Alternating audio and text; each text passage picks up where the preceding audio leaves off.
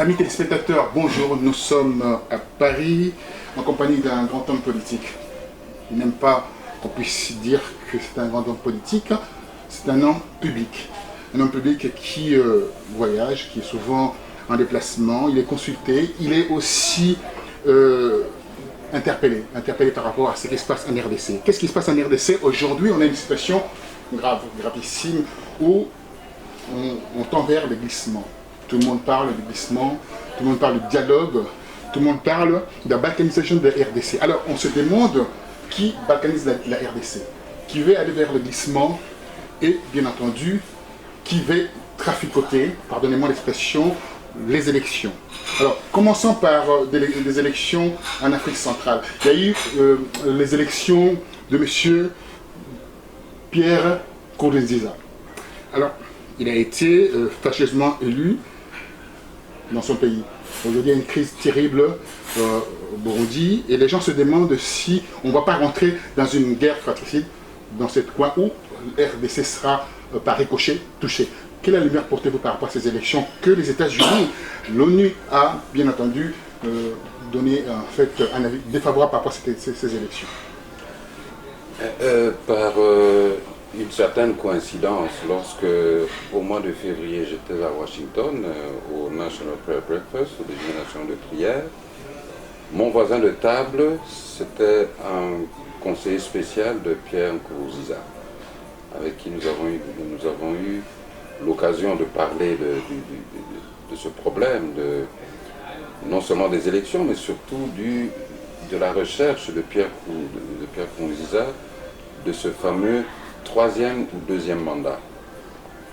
Ce qui m'avait touché, c'était que le problème au Burundi, c'était un problème d'interprétation et de la Constitution et des accords d'Arusha.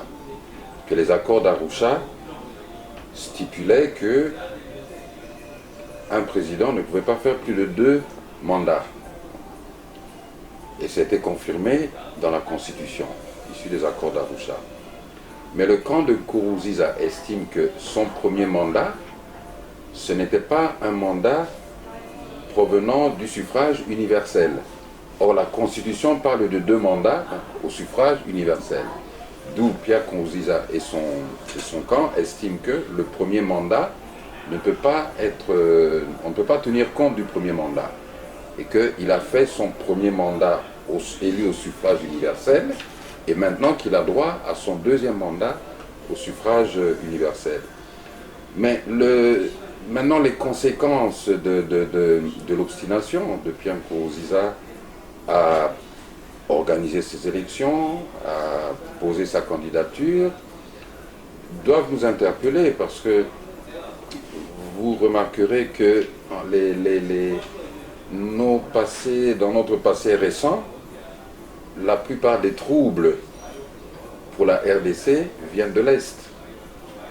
Et le Burundi, tout comme le Rwanda, est un pays fragile parce que les conflits au Burundi et au Rwanda deviennent très souvent des conflits ethniques. Et maintenant, contrairement à 1994, la communauté internationale est devenue très sensible par rapport à ces risques de conflits ethniques entre les Tutsis et les Hutus. D'ailleurs, on assiste actuellement à un conflit armé d'une milice venant de la RDC, une milice qui maintenant combat l'armée de Nkurunziza. Et je crois qu'au fur et à mesure que les événements vont se dégrader, on verra l'implication effective du Rwanda dans ce conflit. Son stratège a été tué. Le bras droit de Nkurunziza, le général, a été tué. Pour vous, ça augure quoi? L'embrasement de la région? Oui, le risque est très élevé, parce que même, je crois il y a 24 heures, l'ancien directeur de cabinet du numéro 2 a été aussi abattu. Donc vous voyez, ce sont toujours des signaux, et je crois qu'il ne faut pas prendre à la légère les recommandations des partenaires et des amis tant qu'ils sont vos partenaires et tant qu'ils sont vos amis, parce que bien souvent, nous oublions en tant qu'Africains que lorsqu'un ami vous aide au niveau politique, l'aide n'est jamais gratuite. Vous devez toujours renvoyer l'ascenseur. Et lorsqu'un ami vous conseille avec des arguments solides que vous ne devriez pas vous représenter parce que cela constituerait non seulement un casus belli pour vos adversaires, mais cela risque de dégénérer dans une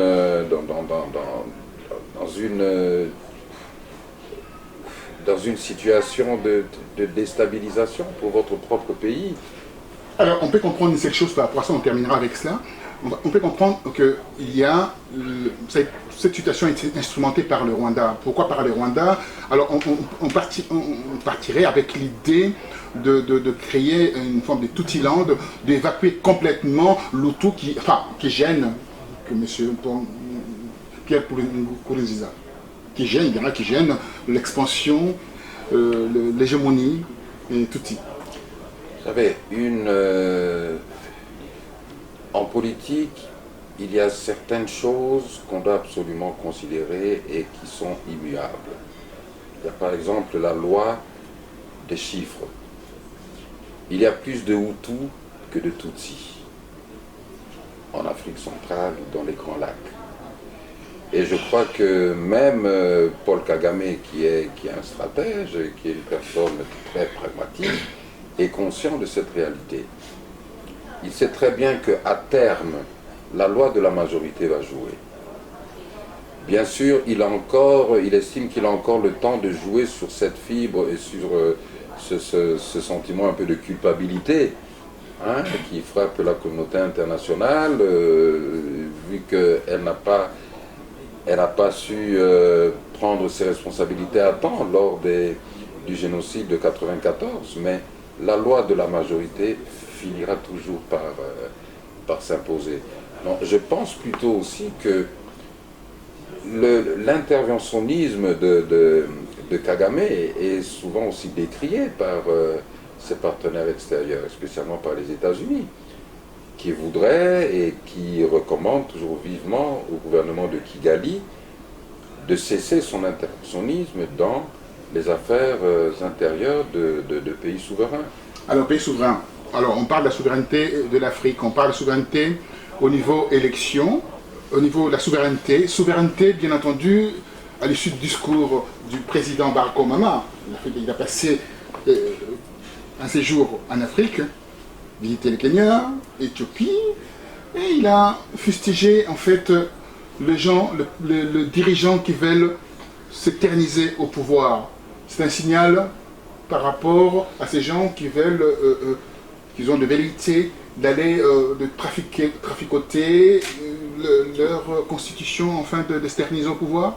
Alors comment on peut voir ça? C'est un appel de ce président américain qui dit voilà, ne touchez pas aux constitutions, faites attention, mais c'est seulement des discours politiquement corrects. Non, c'est seulement des discours, bien sûr, mais ce sont des discours qui sont répétés.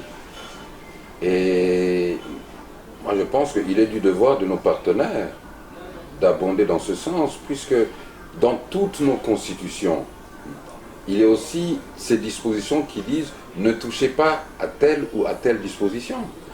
Et je crois ce qui nous rend des fois un peu honteux, c'est que ce soit les partenaires étrangers qui aient à nous rappeler ce qui est écrit dans nos propres constitutions. Les partenaires étrangers qui sont obligés de nous rappeler la volonté exprimée de nos populations en votant nos constitutions. Nous oublions très souvent que la constitution, c'est d'une certaine manière le contrat social, politique, même sociologique, qui régule la vie de la nation et la vie de l'État.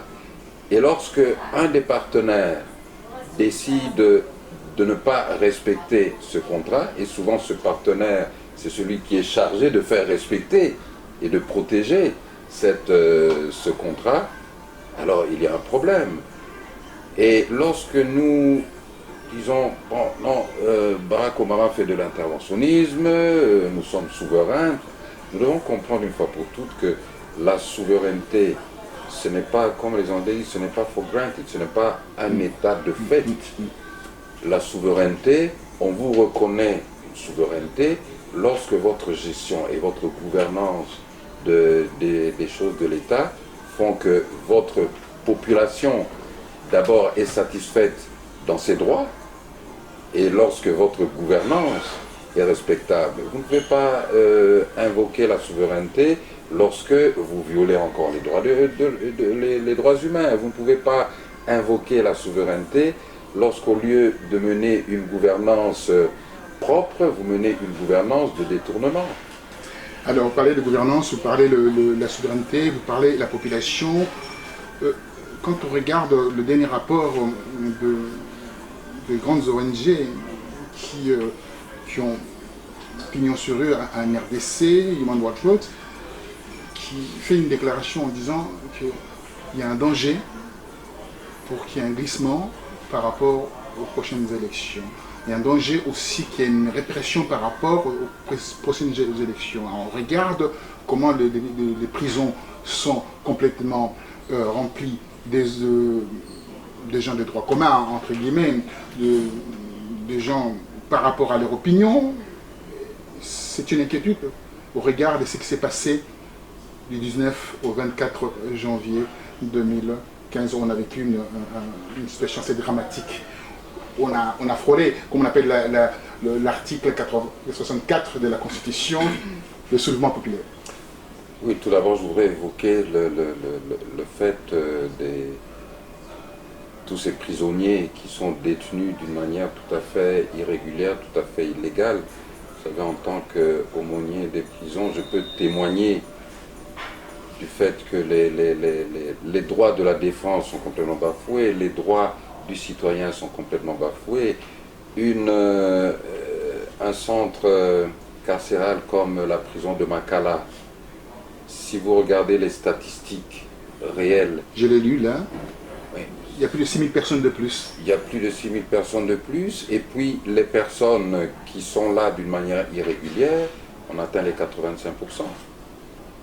Alors qu'à l'époque de la Seconde République, où on considérait le régime Mobutu comme la dictature la plus féroce en Afrique. Mais à cette époque, lorsqu'on atteignait la population carcérale tendait vers 1200, le ministre de la Justice faisait libérer toutes les personnes qui étaient détenues irrégulièrement.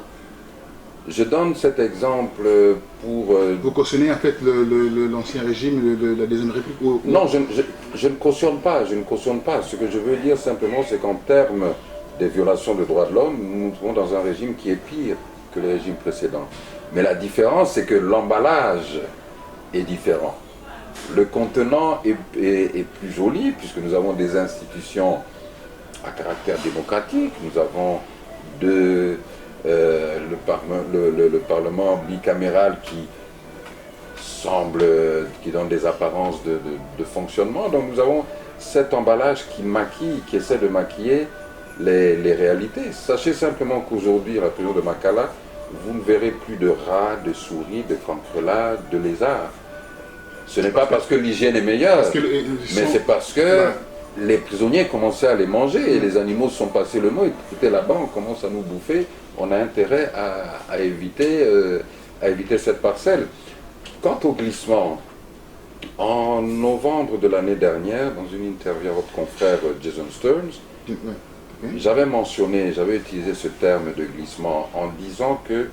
Vous étiez le premier d'ailleurs à l'avoir utilisé d'ailleurs. En disant que Joseph Kabila, n'ayant pas réussi le coup du changement ou de la modification de la Constitution, va tenter le coup du glissement. Et cela par des manœuvres dilatoires et des... L'article 70 de la Constitution, bien entendu, qui... Exactement. Mais aujourd'hui, je peux dire que nous sommes déjà en plein glissement. Pour être clair, je dis que, pour moi, il devient techniquement, je dis bien d'abord techniquement, impossible d'organiser même les élections générales en 2016. Et il est techniquement impossible de respecter les délais constitutionnels si nous voulons respecter les dispositions constitutionnelles en ce qui concerne les droits des citoyens, les droits des électeurs. Alors vous amendez la licence de représentant des Nations Unies en RDC. Oui, je confirme, mais écoutez, moi mes affirmations datent de 2012. Depuis 2012, je n'ai cessé de répéter que ce régime n'organisera pas les élections. Et il y a une démonstration et des preuves du manque de volonté de ce régime d'organiser les élections. Tout d'abord... Maître Kobler a raison. Oui, tout d'abord, écoutez, en matière financière, les détournements répétés des fonds alloués, votés en faveur de la CENI depuis 2012, sur 794 millions, seulement 15% ont été donnés à la CENI. Le dernier rapport annuel de la CENI, donc 2014 jusqu'à mai 2015, qui était déposé au bureau du Parlement. Mais le bureau de l'Assemblée nationale n'a pas fait distribuer ce rapport aux députés. Donc ce rapport n'a pas été discuté. J'ai une copie de ce rapport et vous voyez que les fonds alloués pour les opérations électorales de 2015 s'élevaient à 528 millions de dollars. Taux d'exécution 8,55%. Mais pendant ce temps-là, on faisait croire aux Congolais que oui, nous allons organiser des provinciales en octobre de cette année. Ces provinciales, donc c'est planifié, c'est bien... C'est planifié, et puis les publications intempestives de décrets tels que le décret consacrant le fameux découpage. Vous savez que les 26 provinces, c'est une disposition constitutionnelle, mais il y a aussi une disposition constitutionnelle qui disait que nous devions passer à 26 provinces en 3 ans, c'est-à-dire en 2009. Or, vous verrez qu'en 2009, Joseph Kabila lui-même a déclaré que oui, c'est un prescrit constitutionnel, mais nous n'en avons pas les moyens. Aujourd'hui, en avons-nous les moyens? Alors, ce passage à 26 provinces est-il budgétisé? Non. Alors on retrouve avec les problèmes avec 9 provinces qui ont de sérieux problèmes pour la gestion en fait de nouvelles provinces. Hein, bien sûr, les problèmes d'infrastructure, tout ça. Donc on essaye, à mon avis, de créer des foyers de tension. On essaye de créer des faits accomplis, puisque maintenant, dans le cadre électoral, vous comprenez que d'un côté, le Parlement doit voter une loi sur la répartition des sièges, mais d'un autre côté, ces provinces ne sont pas encore effectivement installées. Alors, de toute façon, on va maintenant parler au niveau de l'opposition. L'opposition en RDC, elle est affaiblie par rapport à ce qui se passe. Il y a les dialogues, il y en a qui sont pour le dialogue, il y en a qui sont contre le dialogue, il y en a qui n'osent même pas se prononcer, de peur d'être vilipendés. Vous avez été, après votre départ de l'UDPS, terriblement vilipendé par le dur de l'UDPS, on peut dire ainsi, des radicaux de l'UDPS. Pourtant, vous avez servi pendant très très longtemps. La mort d'un âme, vous êtes amer par rapport à cela.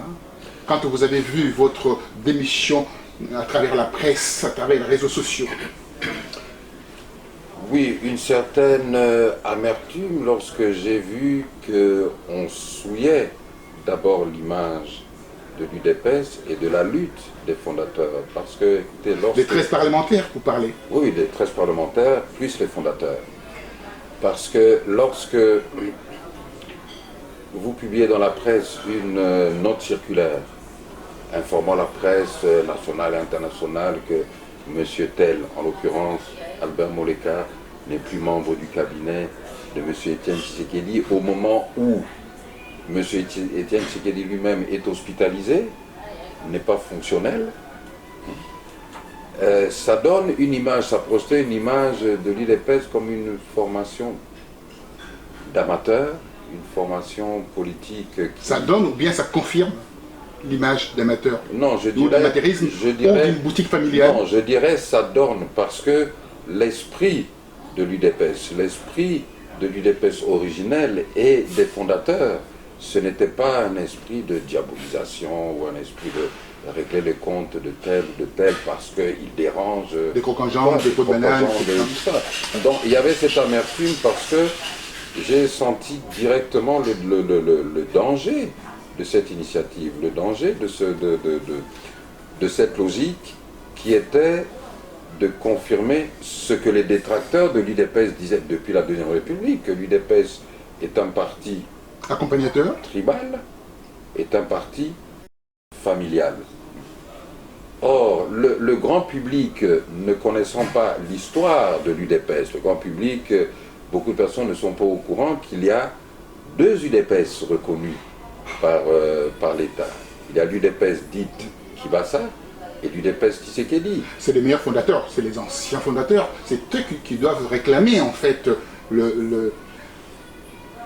en fait, si on veut, la paternité de ces partis. Oui, mais même pas réclamer la paternité, mais simplement, vous savez, parce qu'on connaît quand même l'histoire de Kibasa. On connaît quand même l'histoire de Kibasa. C'est lui qui devait réclamer en fait, en réalité, si on veut.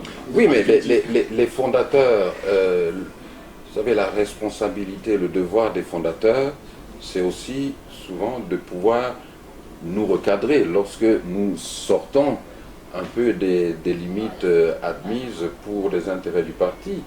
Mais le problème, c'est quoi? C'est que vous avez l'UDPS Kibasa qui, dans ses statuts, reconnaît la lutte des fondateurs et reconnaît le statut des fondateurs. C'est ainsi que parmi les organes centraux, vous avez un collège de fondateurs. Tandis que l'UDPS Tshisekedi, dans les statuts qui ont été... non, même pas remaniés, mais d'abord dans les statuts qui ont été votés au Congrès, on fait table rase des fondateurs. Il n'y a pas de statut de fondateur à l'UDPS Tshisekedi. C'est un coup d'État, c'est une sans parler des statuts remaniés antistatutairement, puisque selon les mêmes statuts de l'UDPS, les statuts ne peuvent être modifiés que par le Congrès. Mais je veux dire par là que, imprudemment pour certains, naïvement pour d'autres, les statuts qui ont été acceptés et votés au Congrès en décembre 2010 changeaient les fondements de l'UDPS et faisaient de l'UDPS Tshisekedi non plus un parti qui venait de l'initiative d'un groupe de personnes, mais ça devenait un parti dont le socle était une personne, en l'occurrence Étienne Tshisekedi. Ce qui veut dire que lorsque cette personne ou ce socle, durant une période, devient impotente ou a une incapacité de remplir ses fonctions, quoi, il est tout à fait normal que... Les radicaux ne veulent pas entendre parler de ça. Il est tout à fait normal qu'un cercle restreint... Vous comprenez ce que je vais dire par là? Les radicaux ne veulent pas entendre parler de ça, l'âge limite de la gestion d'un parti, aussi ces côtés séniles, pour dire le terme qu'il faut. Moi, j'ai dit des choses comme je le pense. Oui, mais... Voilà, mon cher, ça pose réellement un problème. Il y a des... Pourquoi on ne passe pas le pouvoir? Il y a la passation de pouvoir au sein des DPS. Pourquoi on doit passer le pouvoir entre copains, entre familles, entre les gens qui sont dans la même boutique? C'est un peu trivial le terme que j'utilise, mais je souhaiterais connaître votre appréciation par rapport à ça. Vous avez été dans la maison, vous avez été éjecté, me dit-on, par Maman Marthe. Je ne veux pas rentrer dans ce... Je l'avais annoncé avant tout le monde d'ailleurs. Alors, dites-nous, qu'est-ce qui se passe au sein de l'UDPS réellement? Tout d'abord, pour établir la vérité, moi je n'ai pas été personnellement éjecté. Mes collaborateurs qui étaient restés dans la parcelle, puisque moi ce jour-là j'avais quitté déjà la parcelle, ont été éjectés. Mais Étienne Tshisekedi, et lui-même le sait, est d'abord une personne pour laquelle j'ai beaucoup d'affection. C'est une personne qui a très bien connu mon père, donc mon service auprès de lui devait être... L'affectivité, pardonne-moi, l'affectivité, ça se tourne en haine, à la haine aussi, vous le savez bien. Non, je veux dire une chose, c'est que cette affectivité, pour moi, renforçait la nécessité pour moi de lui produire un travail non seulement propre, un travail efficace, qui puisse réellement l'aider, puisqu'il avait fait appel à moi. Ce n'est pas moi qui avait demandé à travailler à ses côtés. C'est lui qui avait fait appel à moi pour des raisons que lui-même peut donner. Mais nous sommes devant une réalité. C'est que le président Etienne Tshisekedi, il a l'âge qu'il a, on peut débattre là-dessus. Certains diront, ah mais Bouteflika, Bouteflika est sur un fauteuil roulant, mais Bouteflika ne souffre pas de la même maladie que M. Etienne Tshisekedi. Il y a un problème de gestion. Il y a un problème de gestion de la maladie d'un homme hautement public. Etienne Tshisekedi n'est pas n'importe qui. Et je crois qu'il faut pouvoir non seulement informer correctement les gens, de sorte que ce parti puisse être libéré dans son évolution, dans l'avenir à court terme, à moyen et à long terme. Vous jouez beaucoup avec la langue de bois, vous êtes un politicien, effectivement. Moi, je vous ai posé la question clairement en disant, qu'y a-t-il? Qu'est-ce qui se passe réellement? C'est une affaire tribale, c'est une affaire de famille. Là, on voit, ils sont indexés en disant que voilà, heureusement, Dieu merci, que le président Tshisekedi n'est pas devenu président de la République. C'est extrêmement grave quand même d'entendre ce genre de discours. Écoutez, je vois, les gens qui tiennent ce discours se disent que bon, que serait-il arrivé si on avait assisté à ce genre de scène avec Etienne Tshisekedi, président de la République. Moi, ce que j'ai dit, et je l'ai dit chez vos confrères de France 24 en février, qu'il faut tourner une certaine page historique d'Etienne Tshisekedi, qui a encore sa place en tant que patriarche. Un patriarche qui peut apporter des conseils, qui peut donner des recommandations, même à toute la classe politique. Je crois que Etienne Tshisekedi aujourd'hui et même Monsieur Gizenga sont des personnes qui peuvent encore jouer un rôle de patriarche, mais il faut résolument tourner la page historique. Tourner la page historique, on va tourner la page par rapport à l'idée qu'on ne doit pas s'éterniser là-dessus. Je souhaiterais quand même que vous me répondiez par rapport à cette question concernant le dialogue. Les dialogues en 2011, Tshisekedi disait après les élections, il y a eu de 26 au 29 au 30 novembre 2011, quelques cadavres après en fait des problèmes qu'il y a eu à l'aéroport, etc., puis les élections, tout ça. Très bien. Mais tous ces cadavres, tous ces morts-là sont partis comme ça, comme on dit, au niveau de perte et profit. Et aujourd'hui, on va aller dialoguer avec son bourreau, son ancien bourreau, et son bourreau actuel. Parce que quoi, il y a eu un arrangement entre copains.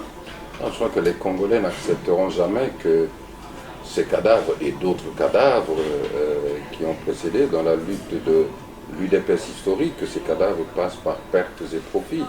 Vous savez que tout d'abord, l'UDPS a connu beaucoup de départs au courant des années, parce qu'il y avait dans certains cas une tendance à oublier un peu ces sacrifiés. En ce qui concerne le dialogue, ma recommandation est simplement la suivante, que ceux qui veulent participer ou aller à ce dialogue, ils auraient dû y aller rapidement et que les autres puissent avancer, parce que, en fait, on a créé un débat depuis le mois de février, donc de 6 mois, qui provoque déjà un glissement. Qui provoque un glissement, qui provoque aussi l'enterrement, pour faire le jeu de mots, de ces charniers qu'on a découverts à Kinshasa, de Maluku, etc. Qui sert aussi à occulter tous ces sujets qui sont très importants pour l'avenir du pays. Parce qu'en fin de compte, si nous voulons réellement mettre fin à ce régime, qu'on traite de régime de prédation, d'imposture, etc., mais nous savons très bien que le point faible de ce régime, c'est la violation des droits de l'homme. C'est la légèreté avec laquelle ce régime traite les droits de l'homme. Et il est un peu bizarre et étrange qu'au moment où il y avait particulièrement ce dossier du charnier de Maluku, la classe politique donne l'impression d'accorder une priorité à ce dialogue qui en fait n'est que la recherche d'arrangement de certains intérêts partisans. Intérêts partisans, on va terminer avec ça par rapport à ces intérêts. Alors, par rapport aux intérêts, on a ouï dire, par rapport à cette histoire de dialogue, Félix Tshisekedi serait pressenti patron de la primature. Quelles sont ses compétences? Pourquoi cela? Pourquoi cet arrangement? Pourquoi on a choisi son fils? Pourquoi pas quelqu'un d'autre? Pourquoi pas vous? Pourquoi? Qu'est-ce que cela veut dire? Est-ce que les Congolais vont être encore, pour une fois encore, floués? Et, ces affirmations-là, pour le moment, on met ça sur le compte des rumeurs. Le problème, c'est que... C'est plus que des rumeurs, vous le savez aussi bien que moi. Fini. Le problème, c'est que lorsque les rumeurs se répètent trop souvent et à une cadence de plus en plus régulière, malheureusement, dans l'histoire de notre pays, on a dû se rendre compte par après que bon, ces rumeurs-là étaient fondées. Mais dans le cas précis du secrétaire aux relations extérieures de l'UDPS... Pardonnez-moi, vous allez parler, vous êtes très intelligent d'ailleurs de le dire secrétaire, donc il n'a pas le mandat de révoquer qui que ce soit, vous lui direz ça après d'ailleurs, pourquoi il révoque aujourd'hui, enfin vous répondrez par rapport à cela. C'est pour ça que vous l'avez dit d'ailleurs intelligemment cela. Je dirais simplement que... Voilà, répondez d'ailleurs par rapport à la primature. Voilà, oui, si c'est une ambition légitime, quoique selon les statuts de ce parti tel que je les connais, il appartient encore une fois au Congrès du parti de se prononcer. Il y a une violation. Hein, il appartient au Congrès du parti de se prononcer. Or, ce parti n'a pas encore tenu un Congrès. Mais je me mets aussi, je regarde un peu en me mettant du côté de Joseph Kabila et de son camp. Vous savez, il y a aussi des personnes dans le camp de M. Joseph Kabila qui ont cette ambition de la primature. Qui ont torpillé d'ailleurs cette affaire de vous savez, Joseph Kabila, il est très habile. Quelqu'un disait de lui, c'est un vendeur d'illusions. Quelqu'un, et non des moindres, que c'est un vendeur d'illusions. Il peut vous vendre une illusion et vous y croyez, et à la fin, vous vous retrouvez à poil, comme disait les Français. C'est une culture Tutsi d'ailleurs, c'est la meilleure des cultures. Et je ne sais pas si c'est une culture Tutsi, mais je remarque que dans d'autres tribus et clans, cette pratique aussi a lieu. Alors, l'histoire de la primature. Ça, à moins que vous ayez des informations que je n'ai pas, je vous dis que c'est une rumeur qui circule et qui a circulé à plusieurs reprises. Il y a eu aussi beaucoup de rumeurs concernant l'accompagnement de l'UDPS, de tout ce qui est dictateur, tout ce qui est dictature, la dictature de Mobutu, Tshisekedi a accompagné Mobutu, on dit de lui qu'il refuse de prendre le pouvoir. Est-ce que c'est vrai? Vous savez, j'évolue avec ce que j'appelais le phénomène UDPS depuis 30 ans. Et j'ai fait mes armes auprès de Frédéric Kibasa, en fait. Ce que je peux dire, c'est que tant que l'UDPS a évolué avec l'esprit qui a fait sa force et l'esprit qui a galvanisé les foules et qui a conscientisé les masses, l'UDPS a obtenu quand même quelques résultats face à la dictature. Mais lorsque l'UDPS, chaque fois que l'UDPS, miné peut-être par des conflits internes, a laissé de côté cet esprit, on a vu que l'UDPS a toujours perdu des combats et a perdu du terrain. Et est devenu effectivement accompagnateur de la dictature. Et c'est un peu ce que l'on risque de voir actuellement, et c'est pourquoi depuis que nous sommes à l'UDPS Kibasa, avec le président national Lumbu et les vice-présidents Lusanga et Kibasa, nous nous attelons sous l'étiquette de la recherche de la réunification de l'UDPS à restaurer cet esprit UDPS. Cet esprit UDPS, alors vous allez vous mettre ensemble avec les CDPS? Oui, la réunification n'est pas juxtaposition, mais les contacts ont été pris avec la CDPS, avec le président Belchica et avec d'autres, oui. Très bien. Alors maintenant, pour rentrer dans ce que vous faites, comment voyez-vous les élections? Pour aller maintenant regarder votre portrait, qu'est-ce que vous voulez faire avec la RDC? Comment voyez-vous la RDC après 2016 ou pendant 2016?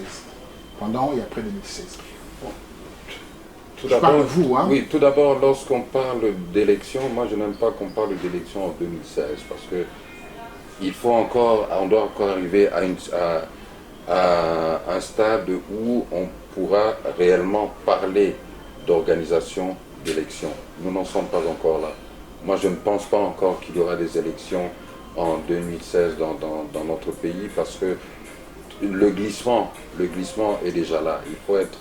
Je crois qu'il est temps de dire les choses, clairement et de dire la vérité. Vous êtes payé pour dire qu'il population. y a le glissement, donc on va vers le glissement? Non, je ne dis pas qu'on va vers le glissement, je dis que nous sommes déjà dans le glissement et à tous les niveaux, à tous les points de vue. Vous prenez le calendrier global publié par la CENI en février. Regardez les contraintes de la CENI et les différentes... Contesté, les calendriers contestés d'ailleurs. Oui, le calendrier contesté à juste titre, Voilà. c'était un tremplin. Et vous voyez que beaucoup de contraintes n'ont pas été satisfaites, beaucoup d'étapes pour mettre à la disposition de la CENI les outils juridiques pour l'organisation des élections n'ont pas été atteintes. Donc il y a déjà le glissement dans ce calendrier. Les gens vous font confiance. Vous avez tenu la direction, entre guillemets, le cabinet du président dans de très bonnes... Aussi, ce côté diplomate, hein, vous avez été très discret et travailleur. Alors, avec cette IDPS réformée, vous aurez quelle position dans cette IDPS réformée? On va vous investir comme candidat aux prochaines élections? C'est que je vais savoir réellement. En fait. Écoutez, vous avez la stature, vous avez la carrure de représenter en fait l'IDPS rénovée, si vous voulez. Écoutez, On va vous tirer dessus d'ailleurs avec cette histoire oui, de l'IDPS rénovée. Pour le moment, j'ai été élu vice-président, troisième vice-président de l'UDPS, élu par le conclave des organes centraux, comité national, secrétariat national, collège des fondateurs et présidence. Donc je n'ai pas été nommé. Bien sûr, cette élection, ce vote a été... la présidence en a pris acte et le président national a signé une décision à cet effet. Les ambitions, je crois que moi j'ai l'habitude de dire mon ambition c'est de remplir une mission et de remplir ma mission. Je sais de quoi je suis capable, je sais en quoi je peux rendre service et aider mon pays. Dans ma vie, j'ai eu à exercer différentes formes de leadership et non des moindres, mais aspirer et être président de la République démocratique du Congo, ça doit être presque comme un sacerdoce. Ça doit être presque comme un appel parce que vous devez avoir une conviction par rapport à la vision que vous avez de votre pays. Je fais partie de cette génération qui a été à l'école primaire à Léopoldville à l'époque et il y avait des bus scolaires. Tout à fait. Il y avait les abonnements, comme j'ai vu en Europe, lorsque mes parents m'ont envoyé en Europe. Je fais partie... Le collège Boboto, l'Athénée de Kalina. Là où moi j'ai étudié d'ailleurs, Voilà, c'est l'Athénée de Kalina. C'était royal d'abord, ça commençait royal, Kalina, après de la Bombay. Hein. Je fais partie de cette génération qui avait la latitude de boire l'eau à la pompe, sans risquer d'attraper des amibes et toutes ces maladies dont nous avons appris le nom bien plus tard.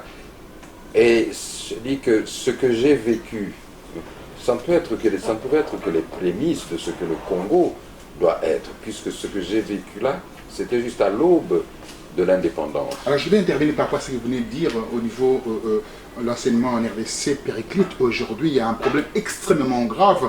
On a vu le dernier rapport de l'UNESCO où on dit qu'au niveau le taux d'alphabétisation est très très élevé, où les diplômes ne sont pas des vrais diplômes. Or, quand on voit les États, là, on voit les gens qui sortent avec 93%, etc., on se demande, on s'est dit, tiens, il y a un réel souci. Vous, qui êtes le responsable d'une ONG, qui travaille avec les États-Unis et avec l'Afrique centrale, surtout l'Est de l'Afrique. Comment voyez-vous l'enseignement pour vous? Parce que nous, à l'époque, on avait Marcotte, vous vous rappelez de Marcotte, qui était le préfet, qui avait une certaine rigueur. On avait une certaine rigueur à l'Athénée de Royal Canin et de la Gombe.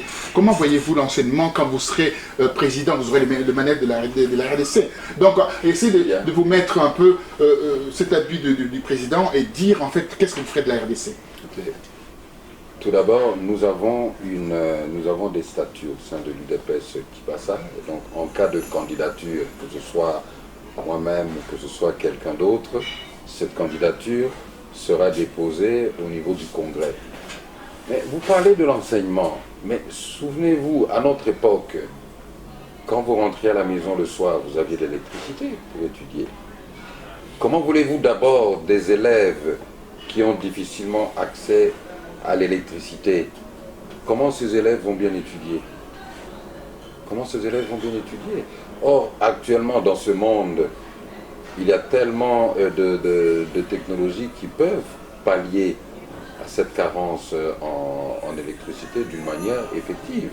Bon, il faut d'abord permettre aux étudiants, permettre aux élèves de pouvoir étudier dans un cadre plus ou moins normal, même à la maison.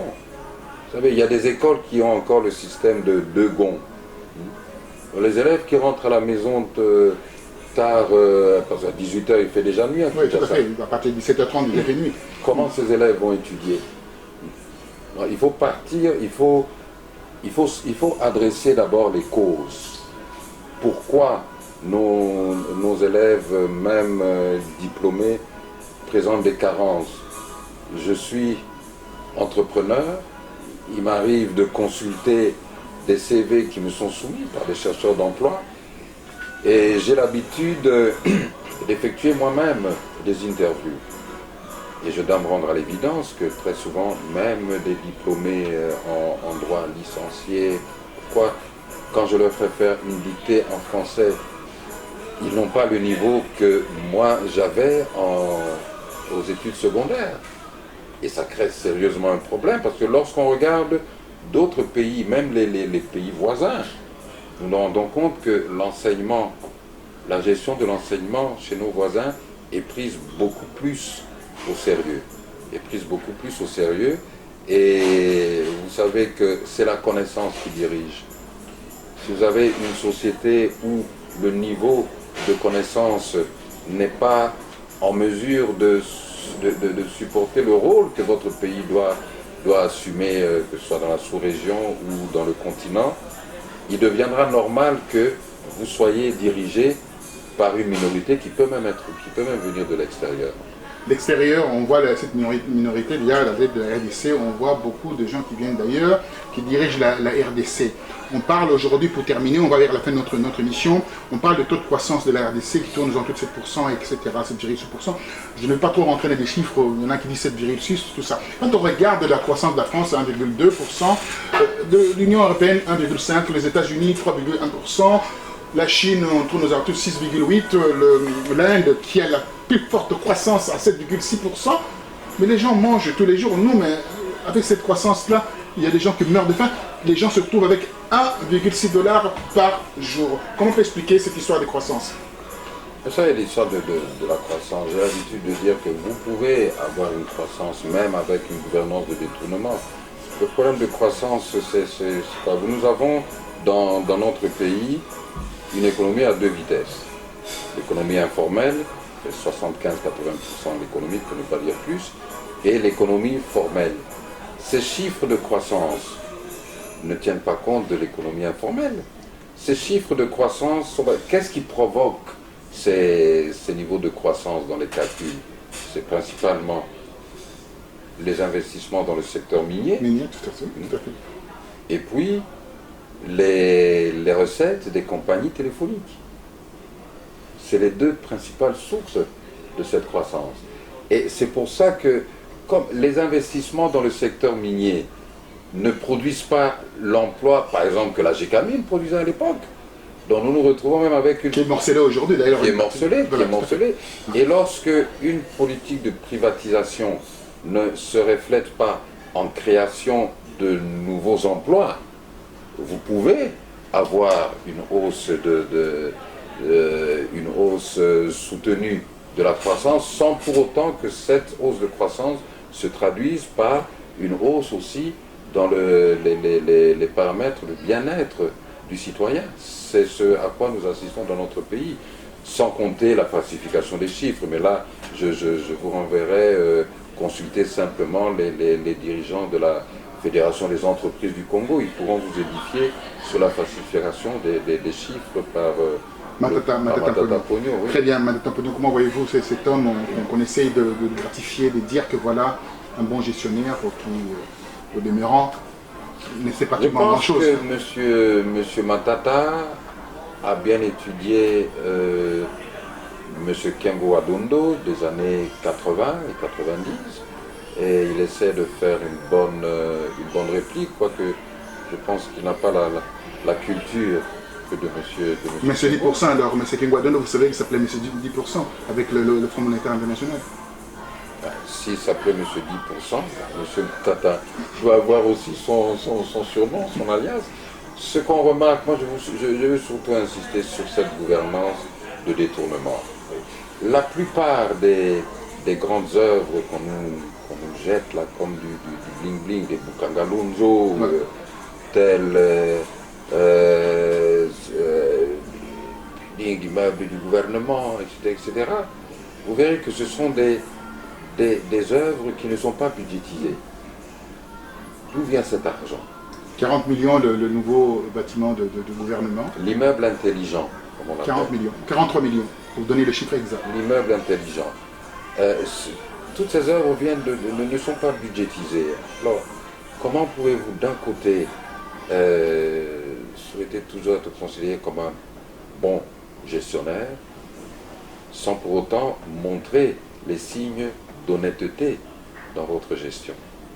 Parce que tous ces fonds qui ne sont pas budgétisés, dont les origines ne sont pas connues des Congolais ou des institutions congolaises, c'est géré dans le manque de transparence. Ce n'est pas géré dans l'intérêt des Congolais. Vous voyez, il y a des cas comme à Bukangalonzo où vous avez un entrepreneur étranger qui veut faire valoir ses prétentions à la propriété de cette réalisation.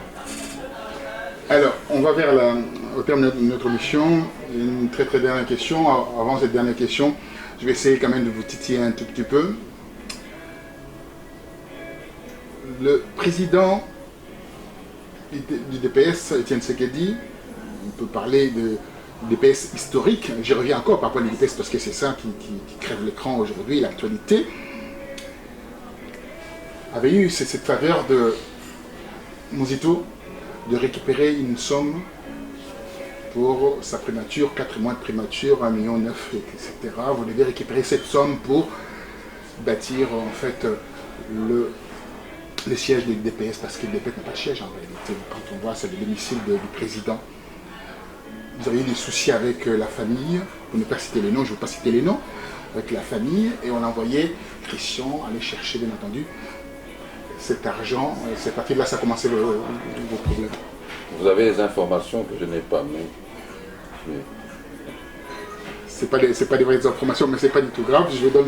Alors, pour partir, quel est le message lancerez-vous à la diaspora? La diaspora est complètement perdue, tiraillée par cette histoire qui surgit aujourd'hui, le tribalisme. Je vais terminer avec ça. Le tribalisme, alors, voilà, les linguistes parlent, les éthiquistes qui parlent, les gens des MLC qui parlent. Moi, je ne me retrouve pas dans cette histoire. On jette la pierre sur tout le monde quand quelqu'un critique le président, entre guillemets, élu, parce que s'il est élu, il devait être, bien entendu, là où il devait être. Mais en réalité, on vous taxe de tribaliste. Mais quand vous étiez à l'époque en 2011 avec, tout le monde était d'accord, on vous applaudissait. Mais qu'est-ce que c'est cette histoire de manque de reconnaissance? Qu'est-ce qui se passe autour de cette histoire qu'on mélange toutes les sauces tribales, etc., non tribales, tout ça? Bon, vous terminerez puis vous lancerez un appel. Tout d'abord, la politique ou les milieux politiques n'est pas un milieu où il faut s'attendre ou espérer de la reconnaissance. Il ne faut pas faire de preuve de naïveté à ce niveau. C'est un milieu où bon, vous apprenez rapidement, peut-être à la dure, que un milieu, pour certains, ce n'est qu'un milieu d'intérêt, et la personne qui vous aimait hier peut vous haïr demain, la personne pour laquelle vous êtes sacrifié hier peut vous faire, comme on dit, un enfant dans le dos demain. Mais c'est comme ça que ça fonctionne. C'est pourquoi moi je dis que dans ce milieu politique, dans cette activité politique, il est difficile pour moi de dire que le fait qu'on parle très durement de vous ou d'une manière impolie de vous, que ce soit une insulte, parce que vous vous lancez dans une arène où en fait tous les coups sont permis. C'est un peu comme au stade. Lorsque j'étais président du Daring Club Motema Pemba en 92, qui est un nouveau patron qui va arriver d'ailleurs. Oui, monsieur Le Garda. Oui. Le jeudi, je me suis fait insulter. On a insulté ma mère. Vous savez comment les Quinois savent insulter les mères des gens. Parce qu'on avait connu une défaite. Et le dimanche, nous avions battu V-Club et le même public chantait pour moi Nzambe Apolio. C'est comme ça que les choses se passent. Il ne faut pas non plus mettre les choses, comme on dit, out of proportion, hors de leur proportion et de leur domaine. Donc vous excusez Boketchou par rapport à son discours, quoi, en fait, en réalité. C'est ce que vous voulez dire? Non, je n'excuse pas Boketchou. Je dis d'abord, vous qui êtes de la diaspora, qui vivez avec Boketchou, nous sommes au pays, nous ne vivons pas avec Boketchou, mais vous savez comment Boketchou parle. Vous savez que Boketchou parle dans le secteur politique d'une manière très dure, qui pour certains, c'est insultant, manque d'éducation. J'ai lu beaucoup de choses. Boketchou, il n'est même pas mal éduqué, mais il n'est pas éduqué, etc. Mais toujours est-il que lorsque Boketchou fait une déclaration, on voit rapidement 100 000, 200 000 vues. Quel est le politicien qui peut se targuer d'être suivi de cette manière? Donc, qu'on le veuille ou non, des personnes comme Boketchou, ce sont des leaders d'opinion. Des personnes que... C'est ce que j'ai dit dernièrement. Hein, donc, mais ce que je veux dire, c'est que quand on est en politique, d'ailleurs, vous verrez que... Est-ce que Etienne Tshisekedi a réagi? Non. Il sait dans quelle arène nous évoluons, d'autant plus que Boketchou a déjà eu l'opportunité de parler avec Etienne Tshisekedi. Tshisekedi était à Kinshasa, il était sur le téléphone, sur certains sujets. Et je pose une autre question. Boketchou a soutenu qui en 2011 et en 2012? Il soutenait Etienne Tshisekedi. Si aujourd'hui Boketchou a des paroles déplacées, on les déplacer sur la personne d'Etienne Tshisekedi, c'est dû à quoi? Je crois Boketchou lui-même peut donner des précisions. Mais n'oublions pas non plus que Boketchou a eu des paroles très dures pour d'autres politiciens. Mais ça n'a pas soulevé un tollé. Et je ne veux pas qu'il serait malsain dans cette marche vers la démocratie, cet état de droit que nous tous nous déclarons, nous luttons pour cet état de droit, que dans cet état de droit, on peut avoir telle attitude pour certains, mais cette attitude n'est pas tolérée vis-à-vis des autres. Ça serait l'intolérance, l'ostracisme, et nous reviendrions alors dans cette dictature que nous prétendons tous combattre. Mot de la fin, pour partir. Le mot de la fin, tout d'abord, je vous remercie, et je voudrais simplement lancer à la diaspora encore un message d'encouragement dans les efforts de... je ne veux pas dire des efforts de réunification, mais même dans les efforts d'échange entre différentes personnes, entre différents groupes. Vous savez que on dit... vous n'avez pas parlé, mais enfin... Je pense tout simplement, mon cher Roger Bongos, que les Congolais savent à quel point le tribalisme est Zongisabiso Sima, comme on dit. Alors, faire le choix... Alors, terminer Lingala, parce que terminer un peu Lingala, parce que c'est un peu compliqué. Les lots, Kolandanzela, il y a un tribalisme, wana, toebi que eko lembisa lisusu mboka na biso, et natango tobe laka o bapaya balingi ko yela biso ba balkanisation zangano baka non balkanisation risque ya balkanisation ezote pas ba congolais bango moko po ba congolais tozana habitude pe ya oteka mboka na biso moko hein lelo oteka mboka lobi ba bapaya balingi ko balkaniser voilà bandi on a biso ebele o bazana pouvoir lelo so tozongi na bambo msusu seleki basela ki banani so bazali na ba rébellion wana ezaki financé to ezaki accompagné na banani afder tango eyaki na banani koteka mboka nyonso c'est ça. Alors soki yo moko ozoteka mboka na yo oloba te lobi soki mopaya amoni ke moko occasion ya kosomba ilo ezali moto oyo aza na prime natalo moko na kosomba ye mais pourquoi ça la moto yo moko ozopesa libaku ya okokisa mokano na ye yango wana nalingi kaka na lendisama moke bandeko na biso ya diaspora po bayeba ete nde toloba avenir ya Congo eza na mboka congolais mto opambola congolais mpe mto olakela Congo mabe biso bapoliticien toza mpe na bokeseni mingi politicien mosusu asala politique na ye il faut kokosa bato il faut oza na image moko bato baza na image na yo moko oyo eza mpenza image ya makambo oyo osalaka te mais soki totali bien toza komona mpe tokomona lisusu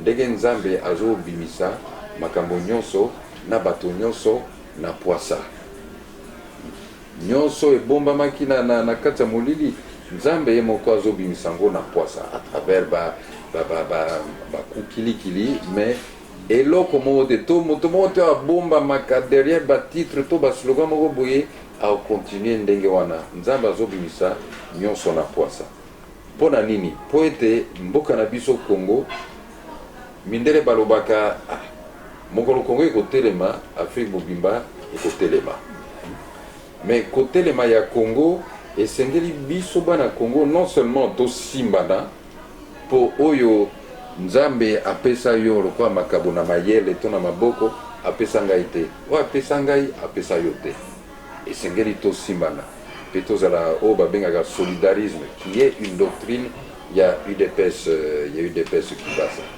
moto moko akoki kosauve Congo mobimba te ye moko te nde bakoko balobaka mosapi moko esukolaka elongi te donc biso bapoliticien mpe totika badémagogie to bana mpe koloba makambo oyo ya solo parce que ce n'est pas vrai que politique ezaka esika moko il faut kosaka bato odriblaka bato nde to yango wana ekoma même na jargon normal yo Roger olingi osalanga politique ça veut dire olingi oyo esikoki ngai te politique eza mosala moko ya motuya mpona kosalela mboka mpe so osali mboka osali intérêt na yo moko te soki mboka ebandi kobimisa biloko ebele bambongo ebele me yo mpe ozwa part na yo oza na besoin ya koyiba mboka na yo moko te oza na ntina ya kobebisa mboka na yo moko te bozala na courage bocontinue surtout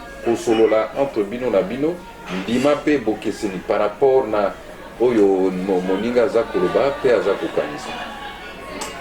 Merci infiniment, merci d'avoir accepté en tout cas. C'est moi qui vous remercie vraiment mille fois, surtout pour être venu, pour être là, pour avoir pris la peine de vous intéresser un peu à ce que j'avais sur le cœur, surtout au Congo, qui est le Congo. Qui est le Congo, surtout voilà. Le sérieux que vous reflétez, et j'aime beaucoup ce côté discret. La discrétion, c'est ce qui manque aux Congolais. Et à travers des gens qui ont cette qualité, cette vertu intrinsèque, une très grande vertu, moi je pense que derrière cette vertu, il y a des bonnes choses qui peuvent se réaliser. Donc, qu'est-ce que je peux dire en français? Je vous dis merde, comme on dit. Bonne merde. Et puis que les choses se passent bien avec UDPS Kibasa. C'est qu'on souhaite. Et regrouper tout le monde, fédérer tout le monde, fédérer également bien entendu la diaspora derrière une dynamique. Cette dynamique qui va nous permettre de gagner des prochaines élections, comme le président a pu gagner bien entendu des élections, il faut les reconnaître. Tout à fait. Merci, à très bientôt. Merci bien.